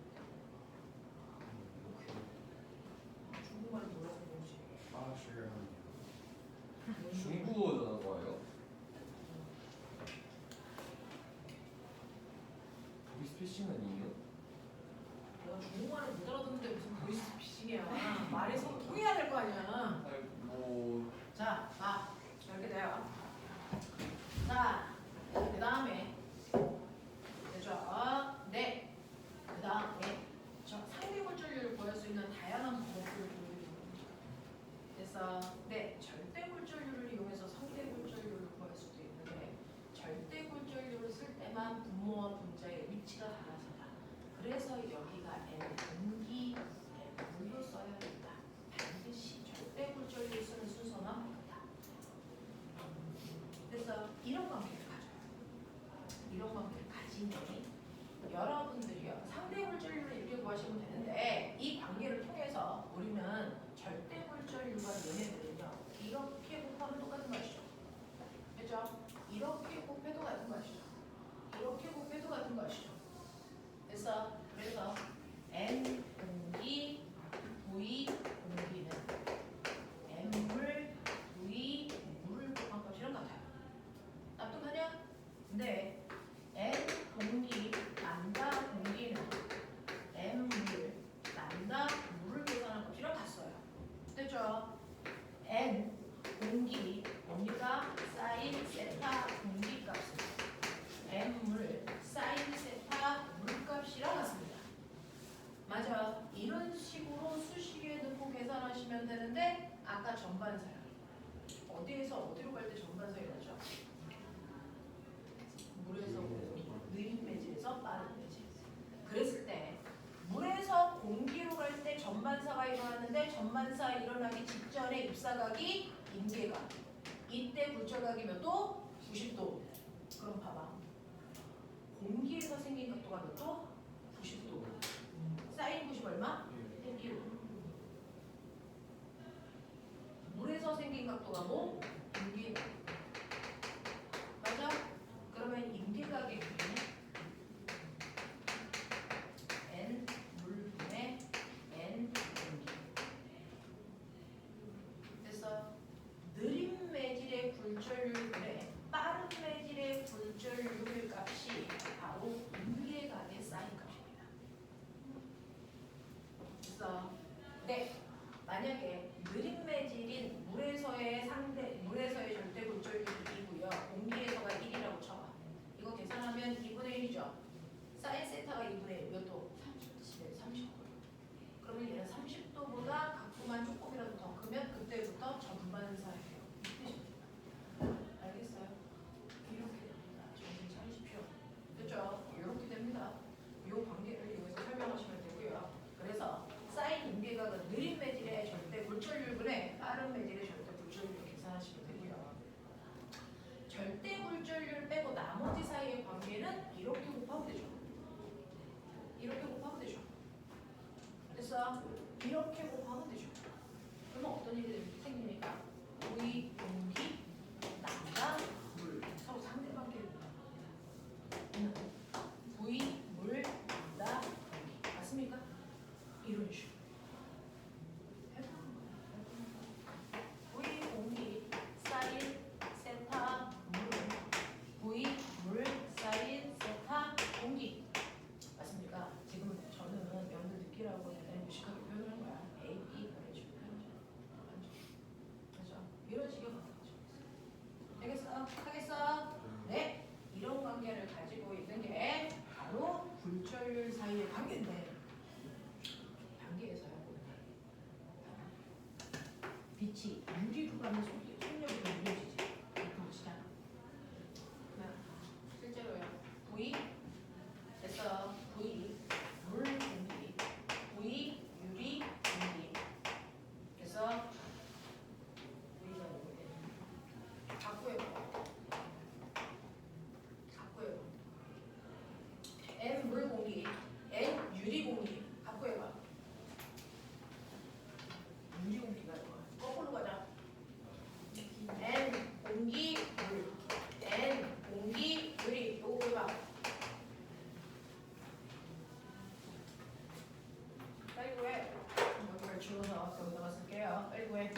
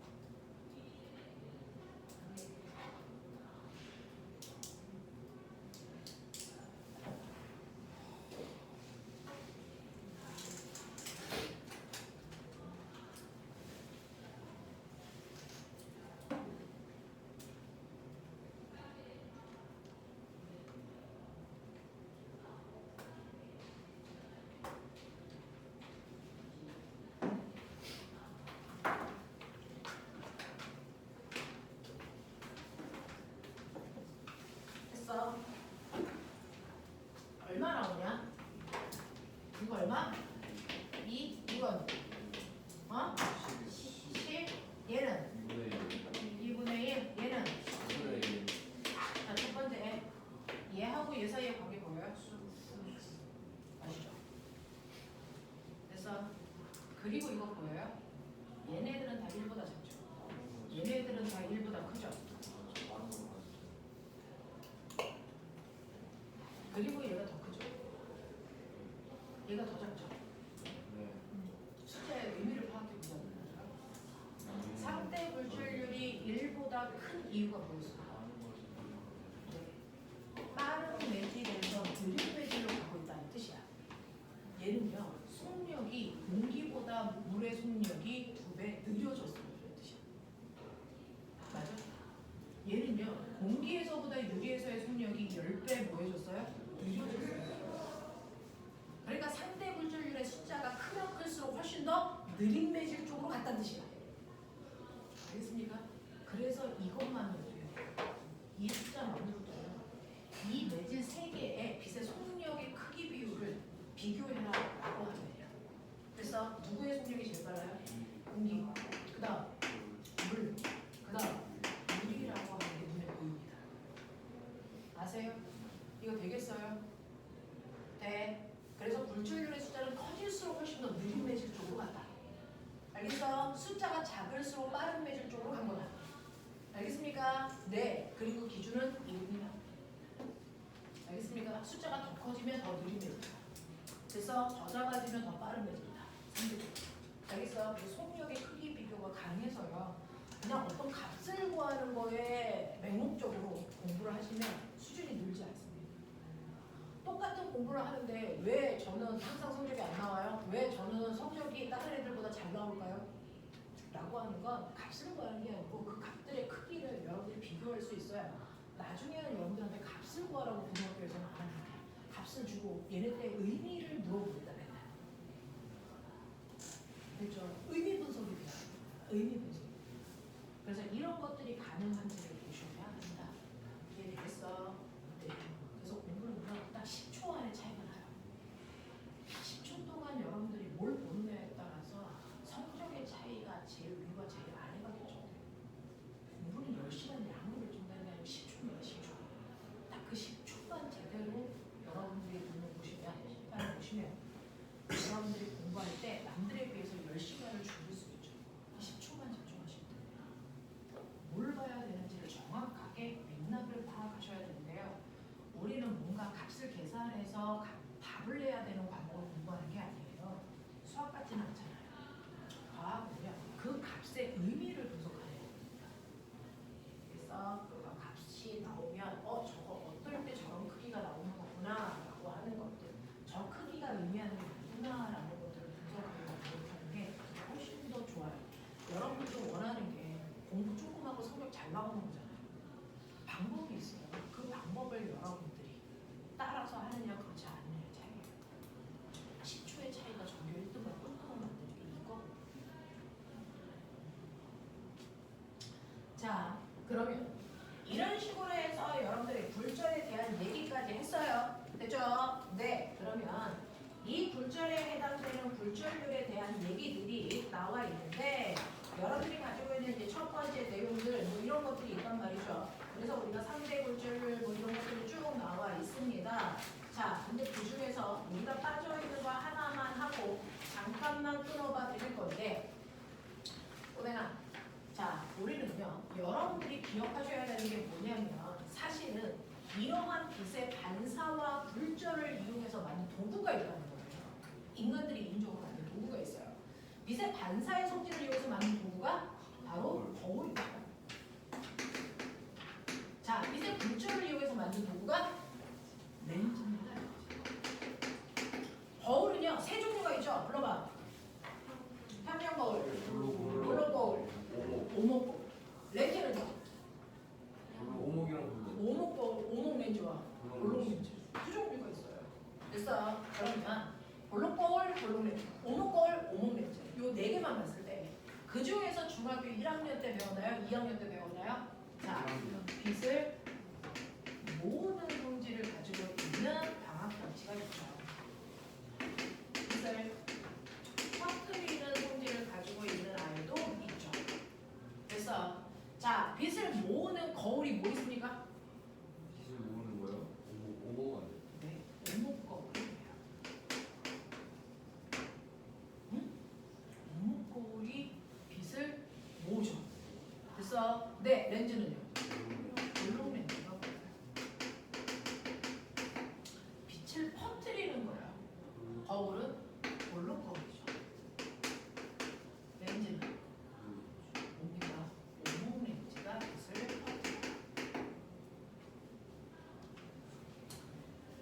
모양은 정반대인데 그래서 성질이 같습니다.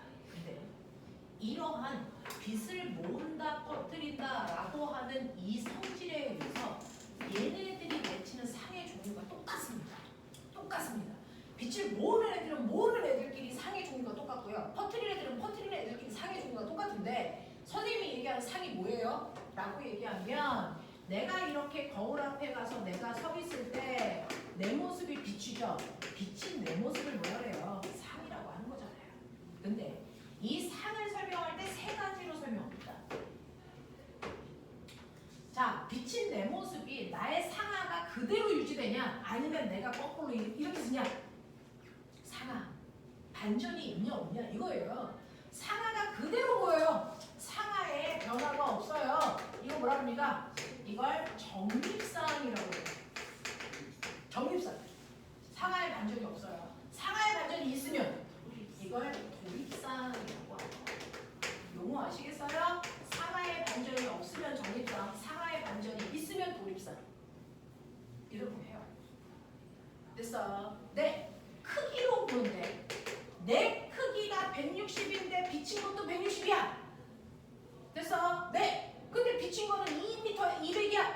비친 거는 100이야. 이럴 수도 있잖아요. 나보다 커 보일 수도 있고 작아 보일 수도 있습니다. 됐어? 크기에 따라 나눴을 때 나보다 커 보이면 확대된 상, 나보다 작아 보이면 축소된 상. 당연하죠? 이렇게 표현해요. 확대, 축소. 알겠냐? 이렇게 하는 거고요. 그 다음에 이렇게 상을 맺힐 때요. 실제로 빛이 여기 가서 그 빛들이 모여서 맺힌 거야? 라고 하는 빛에 실제로 빛이 모인 곳에서 상이 생긴 거면 이건 실제로 맺힌 상이다, 실상이야. 그래서 빛이 실제로 가서 모인 게 아니고요. 빛은 절대로 모일 수 없어. 그래서 빛이 이렇게 퍼져가기 때문에 빛이 모일 수가 없는데 그 연장선을 연결한 이 지점에 빛이 모인 것처럼 보이는 가상의 위치에서 상이 생기는 경우요. 이거는 거짓말상 허상이야. 그래서 빛이 실제로 모이지 않았습니다. 모이지 않은 위치에 상이 생기는 겁니다. 이거는 허상입니다.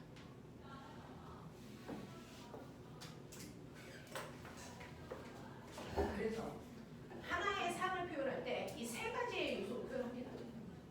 그 중에서 아세요? 빛을 퍼뜨리는 이 광학장치에서 생기는 상은 딱 한 종입니다.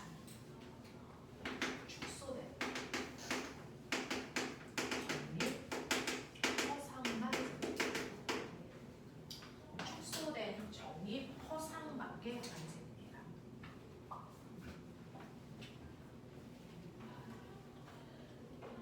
근데 이 새끼는 복잡합니다. 세 가지 상이 동시에 됩니다. 세 가지 상을 맺힐 수 있어요. 물체가 광학 장치로부터 얼마만큼의 거리에 떨어져 있느냐에 따라 상의 종류가 결정됩니다. 그래서 첫 번째는요.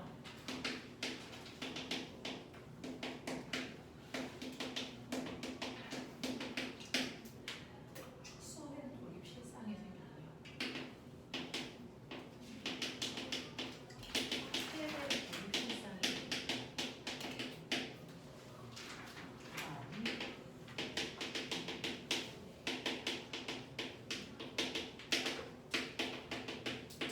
세 가지가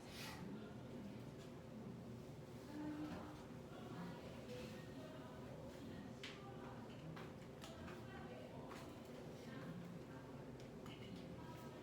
축소된 정립 허상, 확대된 정립 허상. 앞글자만 바뀌죠. 그 다음은 뒷글자가 바뀌어요. 확대된 정립 허상. 됩니다. 세 가지 상이 생겨요. 자, 그 중에서 하나만 잠깐 보고 잠깐 쉬죠. 보시면요. 대표적인 거 저 한번 물어볼게요. 빛을 퍼뜨리는 이 성질을 이용해서 그래서 얘네들은요. 한 종류의 상밖에 안 맺히기 때문에 얘는 어떤 상을 관찰하는 목적으로 씁니다. 축소된 정립 허상이라는 걸 보려고 만드는 장치가 얘네들입니다. 그 중에서 내가 볼록볼 어디에 썼냐? 중학교. 그래서 그래서 1학년 때 배웠어요. 네. 아, 실제로 커브길에 저쪽 반대편에서 뭐가 오나 안 오나 보는 뭡니까? 코너 반사경을 쓰고요. 또 그 백미러? 사이드 사이드 밀러라고 하는 거. 그래서 자동차 옆에 튀어나온 걸 우리가 측정경 이래요. 또 편의점 가면 뼈하게 붙어있는 도난 방지용 거.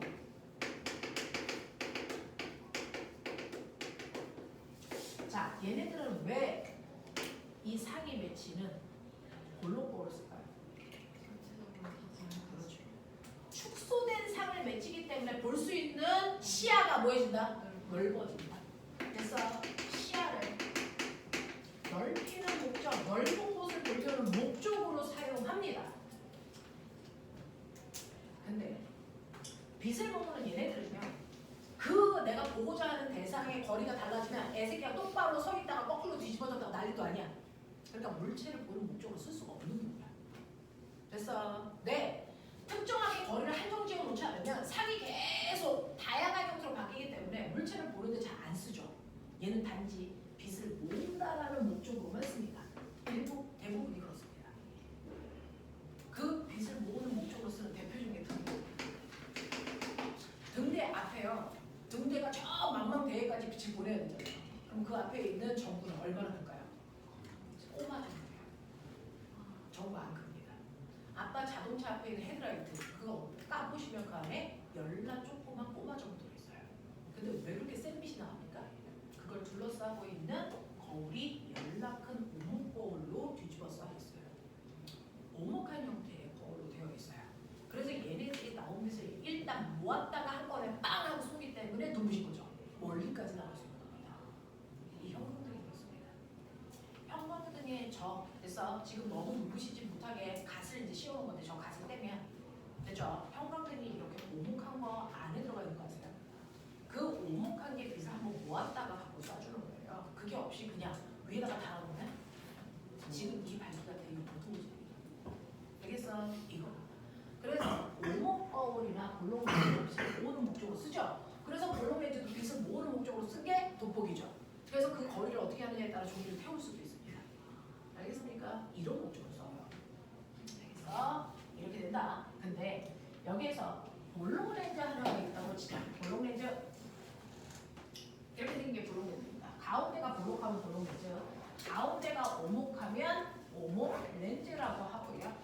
빛을 이렇게 세 군데로 쏘면 이 빛이 렌즈이기 때문에 굴절해서 통과해서 밖으로 나갑니다. 그렇죠? 자, 그중에서 가운데 빛은 무조건 직진.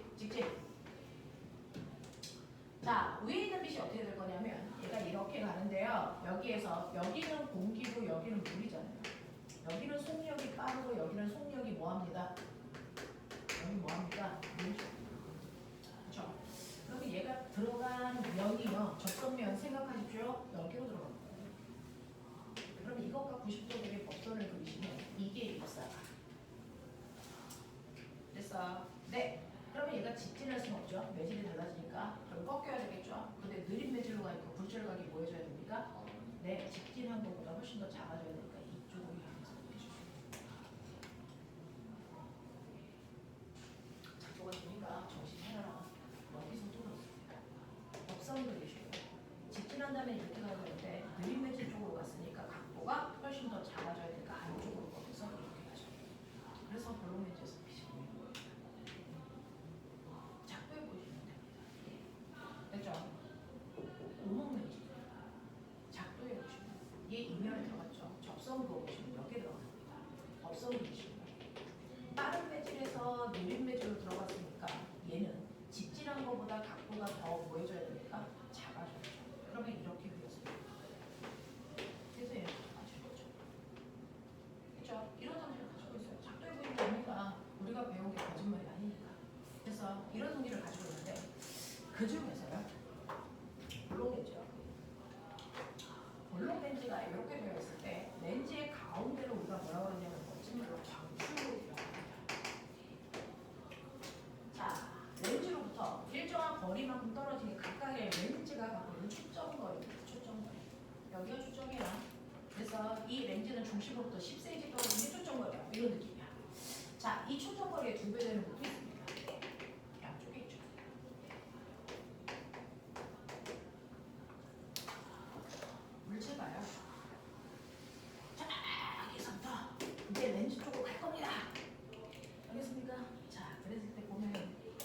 물체가 EF보다 바깥쪽에 있을 때, 그리고 EF와 F 사이에 있을 때, 그리고 F보다 렌즈 가까이에 들어왔을 때 생기는 상의 종류가 1번, 2번, 3번이라는 뜻이에요. 알겠습니까?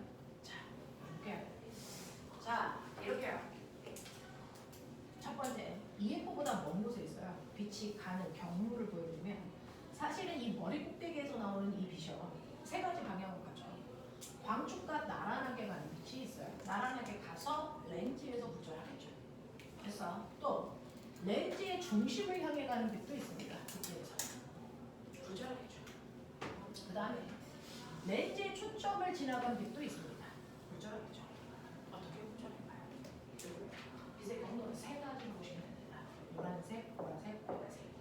됐죠? 광축과 나란하게 간 빛이 그래서 렌즈에 만나는 순간 얘는 무조건 반대편 초점을 지나갑니다. 네, 배웠습니다. 렌즈의 중심을 지나간 빛은요 무조건 직행합니다. 예외가 없습니다.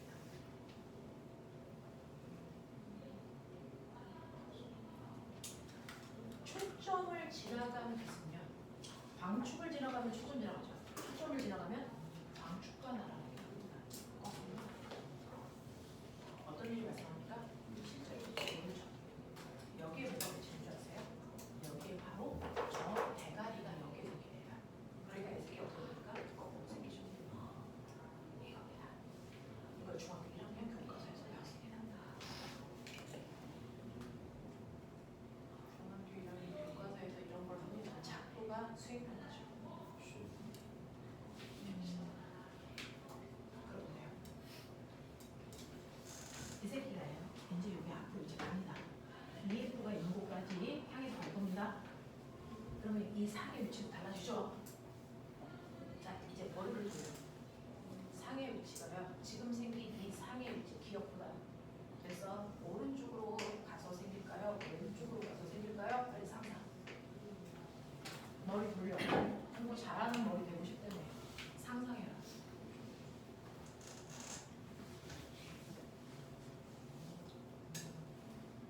물체가 점점 렌즈 쪽으로 다가갈 거야. EF까지.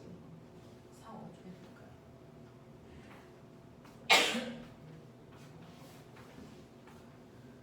상은 1번 방향으로 갈까? 2번 방향으로 갈까? 1번. 서연아 몇 번? 2번. 재준아 몇 번? 싸그리 다 틀리죠.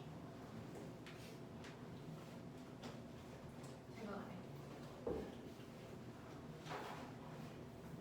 이 새끼요. 암으로 되면 절대 변하지 않는 선이 있고 변하는 선이 있습니다.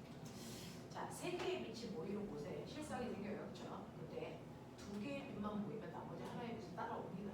그러니까 우리 작도할 때 두 개를 작도하거든요.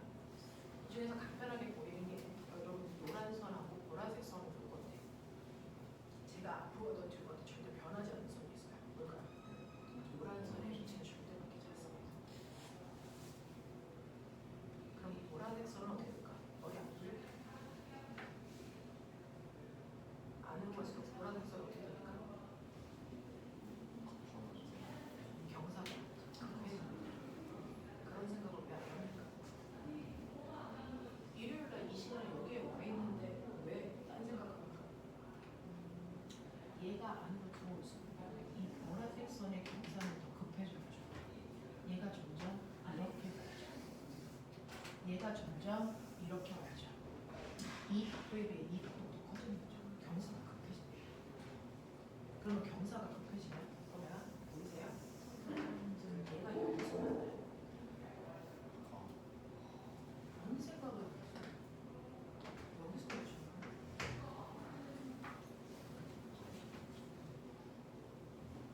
경사가 급해지는 거야. 여기서 맺혀야 되는 거 아니야? 그러려고 수학에서 기하를 배운 거야. 물리 이해해야 되는 거야.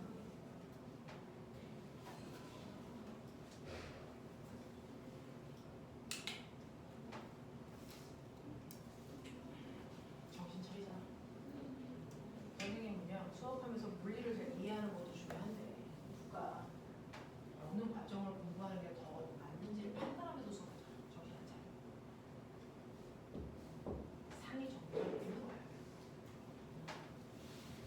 이렇게 미친다. 느껴봐. 어떤 느낌이 생기냐? 어떤 느낌이 생기냐? 점점 예쁘게 빠지죠. 이거는 뭐냐? 여기 있을 때는 이게 어디에 있을 때냐? 저기서 조금 뒤로 빼면 어떻게 되냐? 이 노란색 라인 타고 가는 거 아세요? 상이? 이 노란색 라인을 타고 가는 거 아세요? 더 뒤로 가면 어떻게 됩니까? 이 노란색 선 위에 상이 이렇게 비친다고.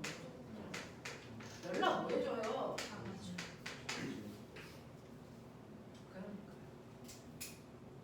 그러니까 축소된 상이 생긴다고요. 연락 멀리 있을 때는. 그래서 연락 멀리 있을 때는 실제보다 작다고요. 안으로 다가올수록 뭐하다고요? 커진다고요. 그리고 애색이 뒤집어져 있다고요. 그리고 빛이 실제로 모여서 생겼다고요. 무슨 말인지 알아? 이 얘기잖아. 언제까지 나보다 작아요? 언제까지 나보다 작다가 언제부터 나보다 커져요? 이거잖아요. 기준이 뭘까요? 기준이 뭘까요? 이해돼요. 이걸 기준으로 나보다 작은 축소된 상, 나보다 큰 확대된 상 이거예요. 이 라인 타고 가는 거예요. 이 라인. 맞아. 광학하고 정리는 정말 여러분들 한 번만 집중해서 보면 복습이라는 게 필요 없는 과목인데 집중을 안 하면 역학보다 더 정신 차려. 이 라인 타고 가. 실제로 빛이 뭐야? 실상이야. 그래도 보면 봐. 실제로 보이는 이상은요. 그죠? 근데 이 라인을 타고 가니까 다 아래쪽에 생기죠. 다 거꾸로 들어오죠. 실상 밑볼 도립이야. 실상 밑볼 도립이라고. 실상은 도립이어야 된다고. 허상은 전립이가 있어요. 알아? 도립 허상 이러는 순간 병신되는 거야. 있을 수가 없는 얘기를 하고 있는 거야. 그 정도면 노벨상을 타야 되는 거야. 여기서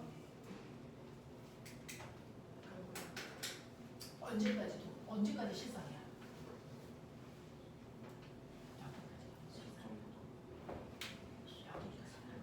이게 경계선들이야. 여기까지가 실상이야. 근데 이제 내가 여기 왔다고 치자. 이 새끼 되게 웃겨. 상은 어디에 붙일까? 상이 안 맺혀요. 지금 유찬이가 얘기하는 것처럼 얘 중심을 지나다니면 이렇게 지나가죠. 어디로 갔습니까? 이 노란색하고 보라색이 평행이구나. 절대로 못 만나요. 그러니까 앞뒤 어느 쪽으로도 빛이 만나지 않습니다. 그러니까 옆에서 상이 빛이 안 나요. 그죠? 그럼 이 세계가 안 오는 거예요. 보라색이 어떻게 될까요? 갈수록 많이 벌어져요. 이쪽에서 만날 확률이 지금 그럼 어디서 만나야 됩니까?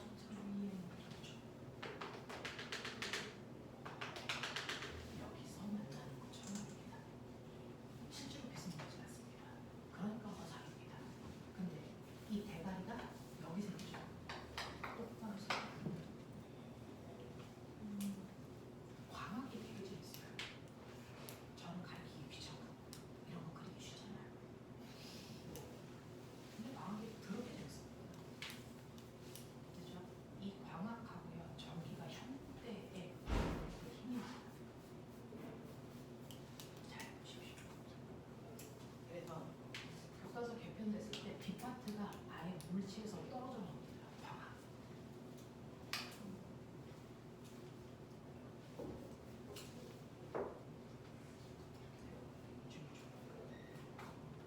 그러니까 이 새끼는 확대된 정립 허상이 언제부터? 네, 저쪽보다 안쪽에서. 그렇게 세 가지 상. 보이냐? 멀 때. 됐어. 네. 초점보다 바깥쪽에 EF에서 F 사이에 있을 때 얘는 초점보다 안쪽으로 왔을 때. 알겠습니까? 이렇게 얘기하는. 괜찮죠? 하겠죠? 무슨 말인지 알죠? 몰라서 복잡한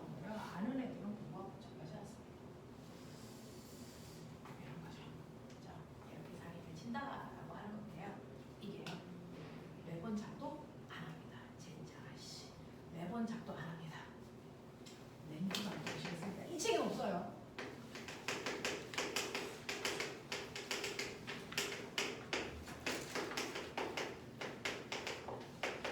끝입니다.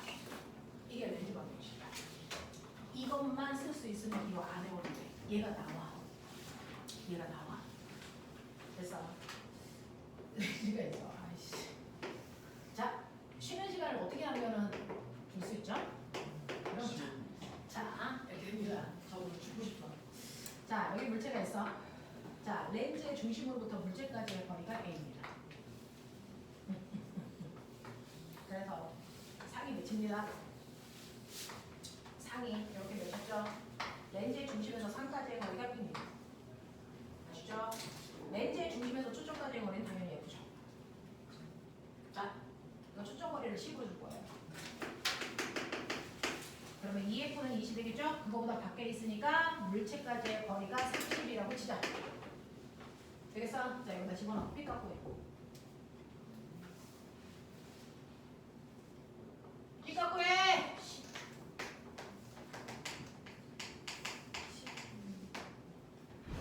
얼마나 옵니까? B는 얼마? 10 플러스 10 맞아요? 맞아요? A를 빨리 해요. 요 사이에 있다고 칠 거예요. 됐어? 네. A를 얼마로 할 거냐면 15로 할 거예요. 해 빨리. 삐깎고 해. 올라가자. 나 쉬고 싶다. 너네를 위해서 쉬는 건 아니야. 절대 난 그런 생각을 하지 않아.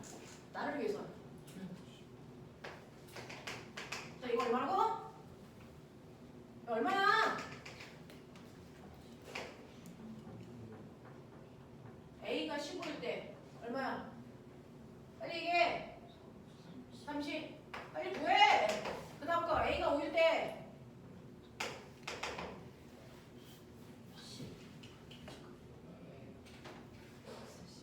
어?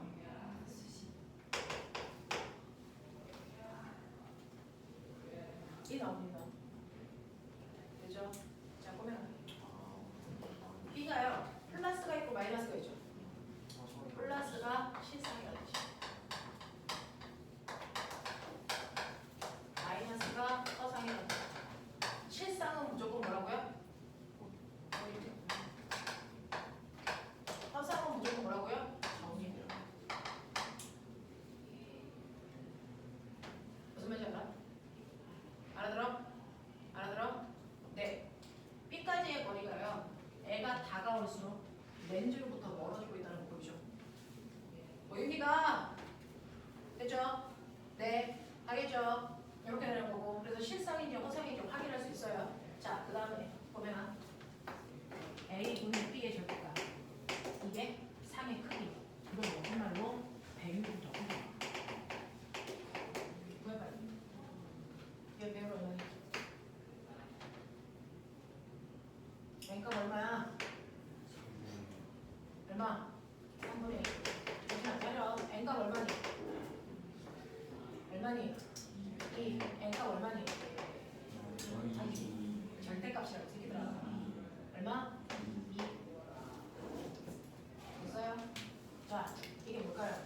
나보다 3분의 1로 보여. 축소되는 사람. 나보다 2배 커 보여. 됐어? 확대다.